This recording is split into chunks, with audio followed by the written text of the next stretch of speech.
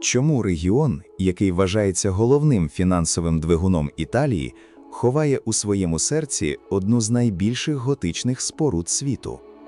Ломбардія – це територія, де сучасний капітал і суворий бізнес існують поруч із багатовіковою історією та мармуровими шпилями. Відповідь криється на площі П'яцца дель Дуомо. Міланський собор століттями диктував ритм життя всьому місту. І цей мармуровий фасад – лише перший доказ того, що справжня влада тут завжди належала мистецтву.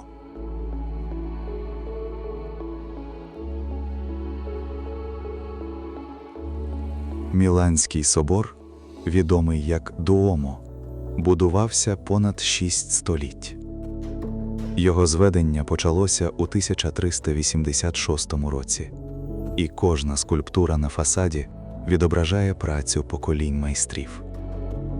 Білий мармур доставляли сюди каналами, спеціально з кар'єрів Кандольї.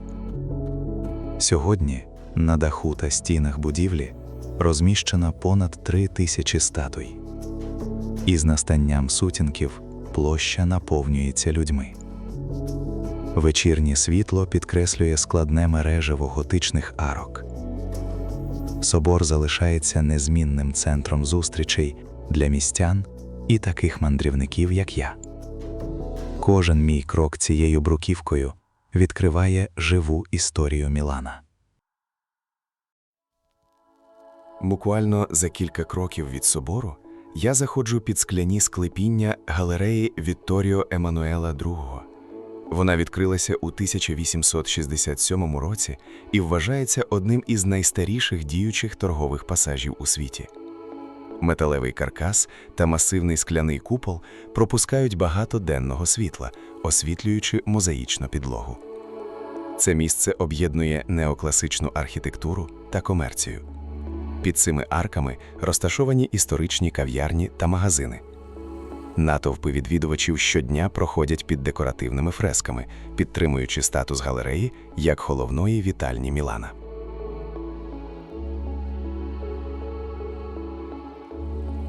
Далі мій шлях лежить до масивних цегляних стін замку Сфорца.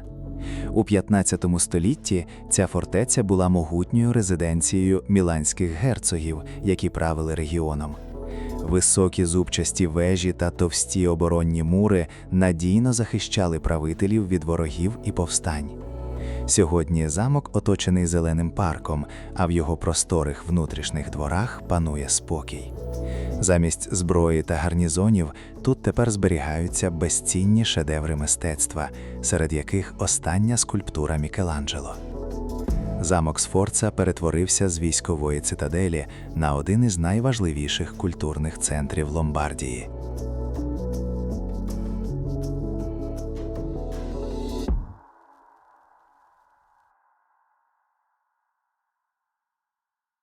Відразу за замком розкинувся парк Семпіоне, найбільша зелена зона в центрі міста. Я проходжу його алеями, де місцеві жителі відпочивають біля ставків серед густих дерев.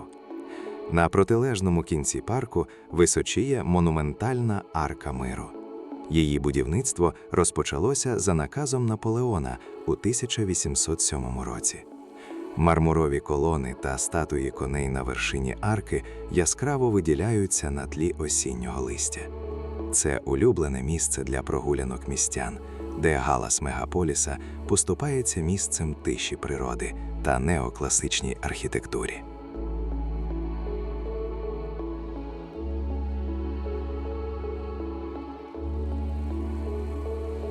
На півдні міста я знаходжу район Навільї. Його вузькі канали нагадують про часи, коли Мілан був важливим портовим вузлом. Історичні кольорові будинки вздовж води зберігають пам'ять про торговців та ремісників, які століттями формували економіку Ломбардії.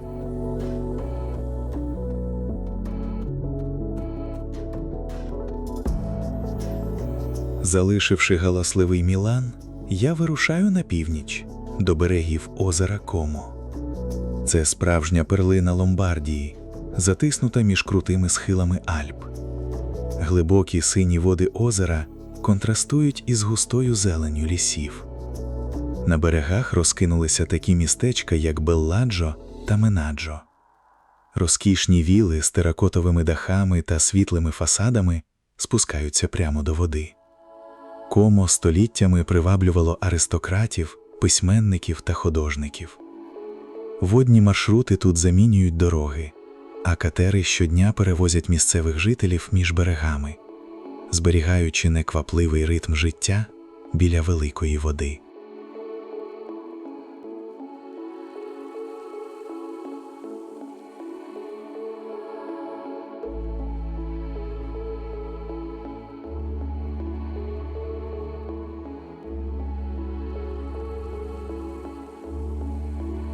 На східному березі озера мене зустрічає містечко Варена.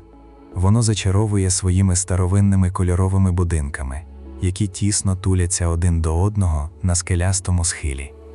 Уздовж берега пришвартовані невеликі човни, що гойдаються на хвилях. Вузькі кам'яні вулички ведуть від води прямо до історичного центру. Варена повністю зберегла свій автентичний вигляд традиційного рибальського поселення, де щоденне життя людей нерозривно пов'язане з озером Комо.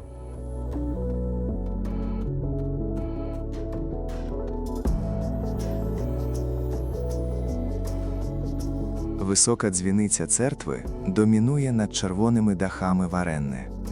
Навіть у похмуру погоду насичені жовті та червоні фасади будинків створюють теплий контраст із сірим небом. Перепливши озеро, я опиняюся в Белладжо. Це містечко розташоване на півострові, який розділяє Комо на два рукави. Його архітектура та доглянуті набережні роблять це місце одним із найвідоміших на всьому узбережжі.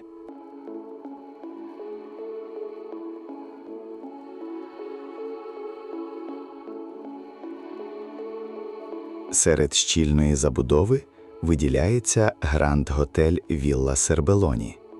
Ця історична будівля у Белладжо приймала багатьох видатних політиків та діячів мистецтва, залишаючись символом класичної європейської розкоші на озері.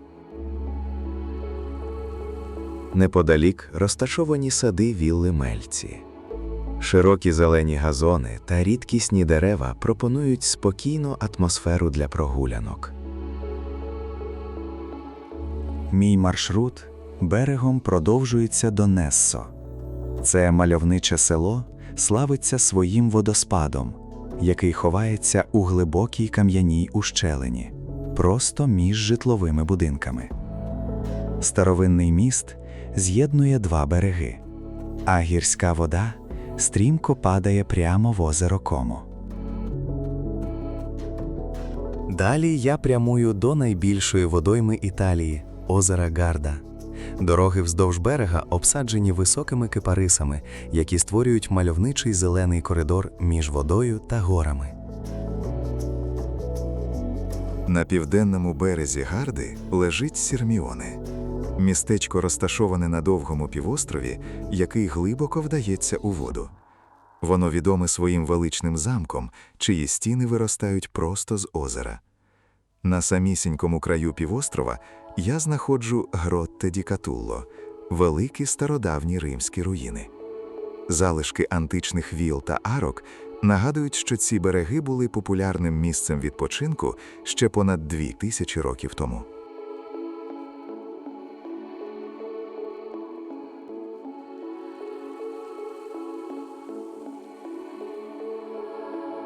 Ломбардія має ще одне велике озеро – Ізео. Воно менш туристичне, але не менш прекрасне. На його берегах розкинулися автентичні містечка з червоними дахами, такі як Ловере.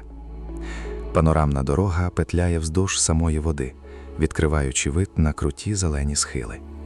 Життя тут тече спокійно, а місцеві жителі цінують тишу та близькість до природи, подалі від великих натовпів мандрівників.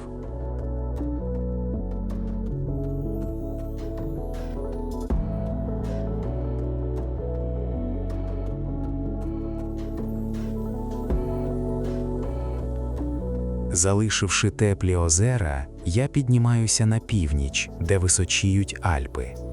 Ломбардія вражає своїми засніженими вершинами та смарагдовими долинами. Густі хвойні ліси вкривають стрімкі схили гір. Тут, серед холодного каміння та снігу, зимова природа диктує свої суворі правила, відкриваючи абсолютно інший гірський світ. Серед цих величних масивів ховаються доломіти Вальмаленко – невеликі дерев'яні хатини місцевих жителів, щільно вкриті товстим шаром свіжого снігу. Цей гірський регіон є ідеальним місцем для зимових видів спорту та складних літніх походів. На заході сонця засніжені піки набувають золотистого відтінку, перетворюючи суворий холодний ландшафт на справжню живу картину.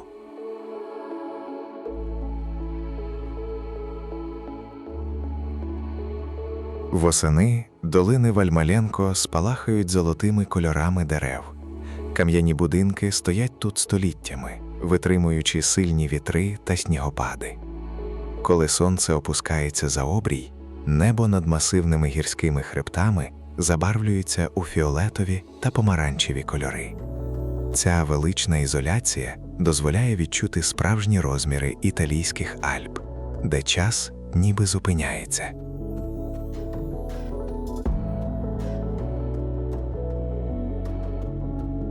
Від готичних шпилів Мілана до цих тихих альпійських зірок Ломбардія доводить, що справжнє багатство регіону вимірюється не грошима, а красою природи та каменю.